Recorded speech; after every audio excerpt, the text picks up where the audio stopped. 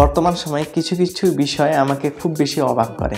আমাদের এখানে মাঝে মাঝে এখন এমন সব রোগী আসে যাদের বয়স 20 থেকে 30 বছর, কিন্তু তাদের মুখের সমস্যা দেখলে মনে হয় না যে তাদের বয়স 20 থেকে 30 বছর, মনে হয় তাদের বয়স 50 থেকে 60 বছর। মানে তাদের মুখের সমস্যা 50 থেকে 60 বছর বয়সী লোকেদের দাঁতের সমস্যার সমান। ব্যাপারটি কিন্তু এইরকম হবার কথা ছিল না, কিন্তু এখন ব্যাপারটি এরকম হচ্ছে। এর একটি প্রধান কারণ হচ্ছে ফুড হ্যাবিট চেঞ্জ। আমরা এত বেশি প্রসেস ফুড খাই, সেই অনুযায়ী আমরা কিন্তু দাঁতের যত্ন নেই না। আমরা এমন একটি সময়ে বাস করতেছি যেই সময়ে কিন্তু আমাদের সবার হাতে স্মার্টফোন, এবং আমরা চাইলেই কিন্তু দাঁতের সমস্যা গুলো কি হচ্ছে এবং এর সমাধান কি, এগুলো কিন্তু আমরা গুগল করে বা ফেসবুক ইউটিউবে দেখে আমরা বের করে ফেলতে পারি যে হচ্ছে আমাদের দাঁতের সমস্যাগুলোর সমাধান কি বা আমরা দাঁতের যত্ন কিভাবে নিব।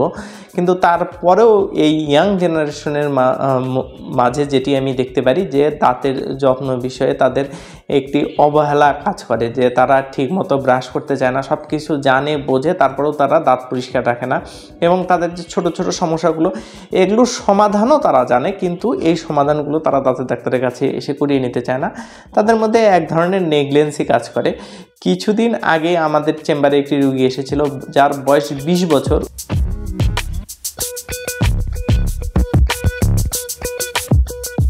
ওর আমি 10টি দাঁত ফেলে ওই 10টি দাঁতে নতুন করে দাঁত লাগিয়ে তার মুখ রিপ্লেস করেছি, এবং তার মুখে মিনিমাম আরও 15 থেকে 20টির মতো ফিলিং ছোটোখাটো এদিক সেদিকে দিয়ে তার দাঁতগুলোকে রিস্টোর করা লেগেছে। যে বিষয়গুলো আমাদেরকে খুবই মন খারাপ করার একটি বিষয় হয়ে যায় যে এত ছোট বয়সে এত দাঁতের সমস্যা।